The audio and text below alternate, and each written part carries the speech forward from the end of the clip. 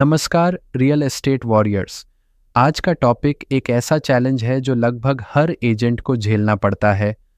Over price listing वाले seller जो rate कम करने से साफ मना कर देते हैं। आप जानते हैं कि प्रॉपर्टी की असली मार्केट वैल्यू कम है, लेकिन सेलर का जवाब होता है, मेरे पड़ोसी की फ्लैट इतनी बिकी थी, मैं घाटे में नहीं बेचूंगा, या मुझे पैसे की ज़रूरत नहीं है, जल्दी नहीं है। तो ऐसे में आप कैसे उन्हें कन्विंस करें कि रेट सही रखना ज़रूरी है? चलिए सीखते हैं समझदारी और स्ट्रैटेजी के साथ। जब कोई सेलर प्रॉपर्टी की कीमत ज़रूरत से ज़्यादा रखता है तो उसके पीछे कुछ आम कारण होते हैं। भावनात्मक लगाव, मैंने इसे खुद डिज़ाइन किया है, इसमें मेरी मेहनत लगी है। पिछली सेल का प्रभाव, पड़ोस वाली यूनिट 80 लाख में बिकी थी, मेरी तो कोने वाली है, 85 चाहिए। भविष्य की उम्मीदें, रुक जाऊंगा तो दाम बढ़ेंगे। फाइनेंशियल प्रेशर या ज़रूरत, मुझे 90 लाख चाहिए ही चाहिए। एक सफल एजेंट बनने का पहला काम होता है उनके नज़रिए को समझना। अब आपको सेलर को ये नहीं कहना कि आप गलत हैं, बल्कि आपको डेटा और उदाहरणों के ज़रिए उन्हें रियलिटी दिखानी है।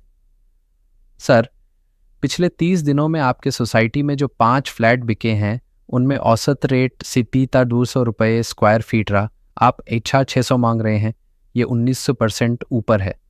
आपकी लिस्टिंग 40 दिन से लाइव है और अभी तक सिर्फ 3 इंक्वायरी आई हैं, जबकि दूसरी प्रॉपर्टी जो मार्केट वैल्यू पे थी वो 7 दिन में ही ऑफर में चली गई।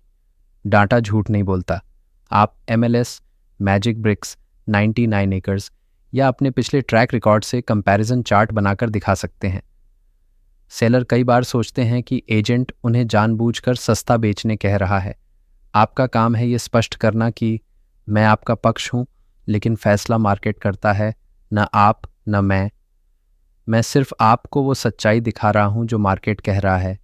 का मकान शानदार है, लेकिन अगर ग्राहक इसी पैसे में बड़ा फ्लैट, बेहतर लोकेशन या नया प्रोजेक्ट ले सकता है, तो वो आपके फ्लैट को क्यों चुनेगा? ये बात आप रिस्पेक्टफुल टोन में बोलें ताकि वो डिफेंसिव ना हो। अब आप प्रैक्टिकल प्लान रखें। उन्हें बताइए कि सही रेट पर लिस्ट करने से फ़ायदे क्या है। ज़्यादा इंक्वायरीज आएंगी, सीरियस बायर्स अट्रैक्ट होंगे, नेगोशिएशन की ताकत बनी रहेगी, प्रॉपर्टी ज़्यादा दिनों तक स्टक नहीं रहेगी। आप कह सकते हैं, मान लीजिए हमने 78 लाख में लिस्ट किया, तो हम 75 से 36 तक नेगोशिएट कर सकते हैं। लेकिन अगर आप 85 पर अड़े रहे तो शायद 3 महीने में भी कोई इंक्वायरी ना आए। अगर वो फिर भी मानने को तैयार नहीं, तो एक स्मार्ट ट्रिक है। चलिए सर, हम 2 हफ्ते आपकी प्राइस पर लिस्ट करते हैं, लेकिन एक शर्त पर, अगर रिस्पॉन्स ना मिले तो हम अग्रीड प्राइस पर वापस आएंगे। ये रहेगा मार्केट टेस्ट। ये सेलर को काबू की फीलिंग देता है, लेकिन आप अभी भी कंट्रोल में रहते हैं। आप फिर 2 हफ्तों में इंक्वायरीज, व्यूज़, विजिट्स और फीडबैक को ट्रैक करके उन्हें दिखा सकते हैं कि प्राइस बहुत हाई है। सर, एक ओवरप्राइस्ड लिस्टिंग का सबसे बड़ा नुकसान क्या है? वो बर्नआउट हो जाती है।